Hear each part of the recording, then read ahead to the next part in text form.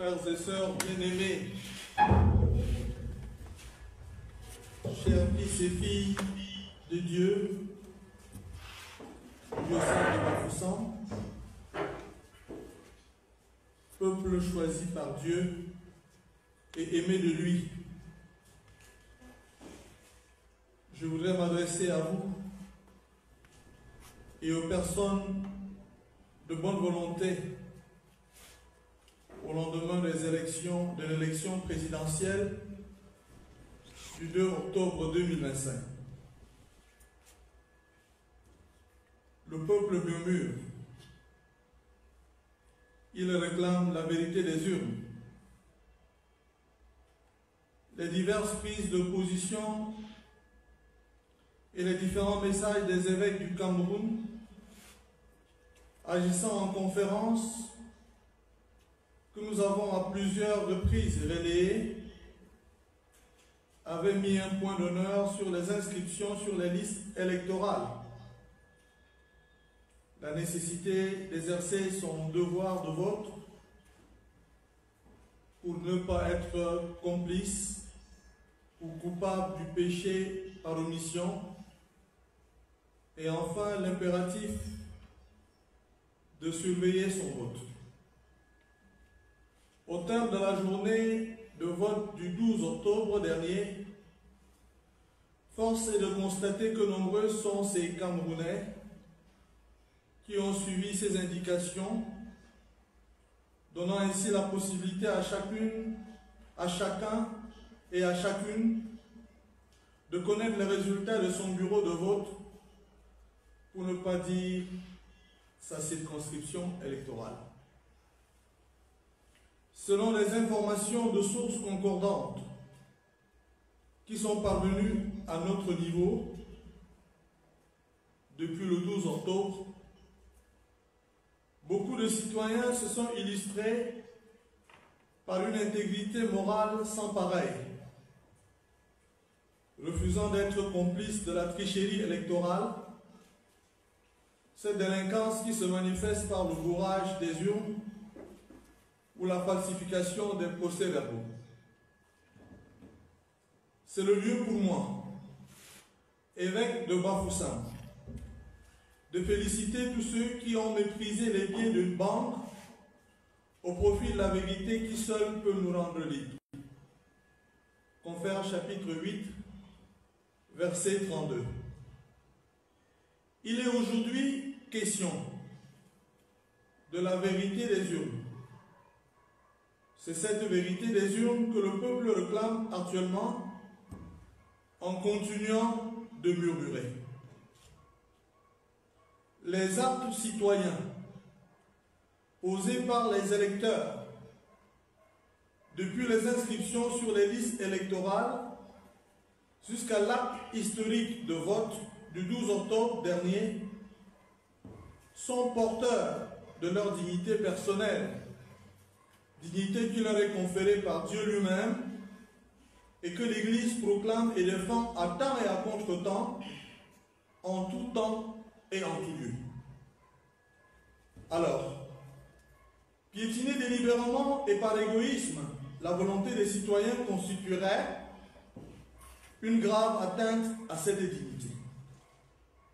Refuser de prendre en compte le vote de chaque citoyen serait nier à ce dernier son droit fondamental à exprimer librement sa volonté dans le cadre démocratique prévu par la loi pour contribuer à la marche des affaires de notre grand et beau pays. Ce serait nier aux citoyens et à tout un peuple le droit de voir l'expression de sa volonté être prise en compte par les instances compétentes. Ce serait lui enlever sa dignité, ce qui est intolérable, du moins du point de vue moral et de l'enseignement social de l'Église. C'est pour cela que nous lançons un violent appel à tous les acteurs du processus électoral, surtout à ce moment, et aux différents candidats à l'élection du 12 octobre dernier, pour que chacun agisse en conscience et respectent la vérité des urnes. Force doit être à la loi, certes, mais cette loi doit s'imposer à tous. Comme le dit le pape Léon XIV, le manque d'équité est la racine des maux de la société. Dilexité numéro 94. Si la loi s'impose à tous, et la loi s'impose à tous, alors force sera à la vérité qui deviendra le chemin de la loi. Voilà l'unique condition à remplir en ce moment délicat du processus électoral, afin d'éviter de créer de nouveaux espaces et de foyers de tension et de violence dans notre pays, dans notre diocèse. De manière ferme, je tiens à affirmer du fond de mon cœur que la violence, d'où qu'elle vient, n'est pas la voie convenable pour la construction d'un pays. Je condamne donc les actes de vandalisme destructeurs qui ont été perpétrés dans certaines de nos villes et sur les édifices publics. Je condamne également, et sans réserve, les tentatives d'intimidation et de répression des citoyens qui réclament actuellement la vérité des urnes. Je voudrais rappeler le chemin que nous avons parcouru ensemble pour la construction de cette paix dans le diocèse de Bafoussam. Sans être exhaustif, j'évoque les diverses exhortations en faveur de la paix et les pèlerinages au cours desquels un symbole fort nous était à chaque fois donné.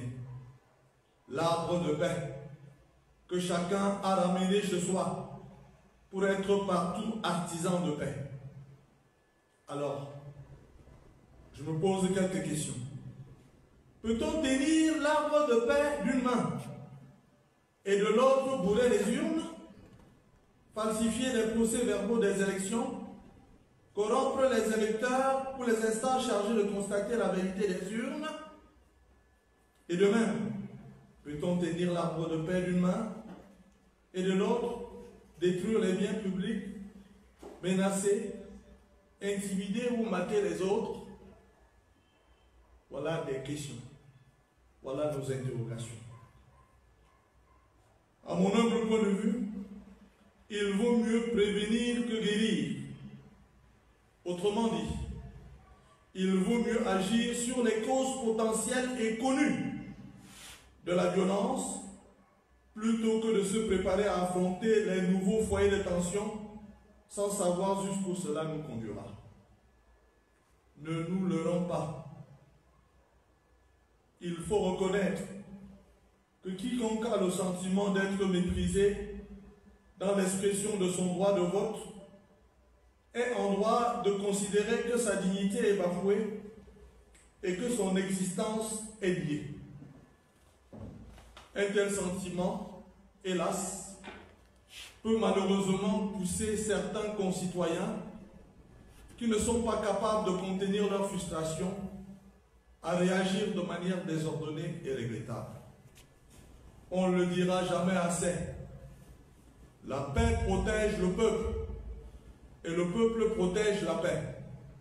Et le chemin de la paix, c'est la vérité reconnue et respectée par tous.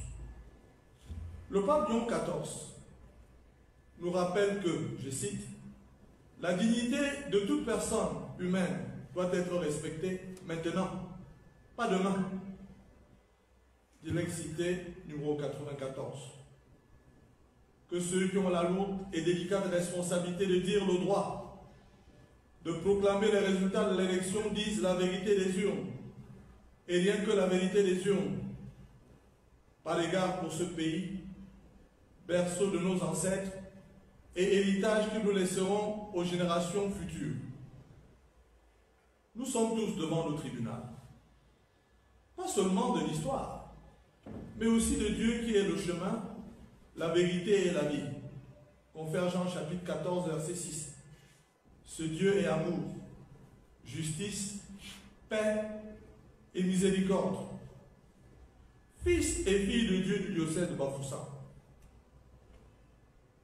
gardez votre lampe allumée, car votre adversaire, le diable, comme un lion rugissant, rôde cherchant qui dévorer. Résistez-lui avec la force de la foi. 1 Pierre, chapitre 5, versets 8 à 9. Seigneur, augmente en nous la foi. Luc chapitre 17, verset 5.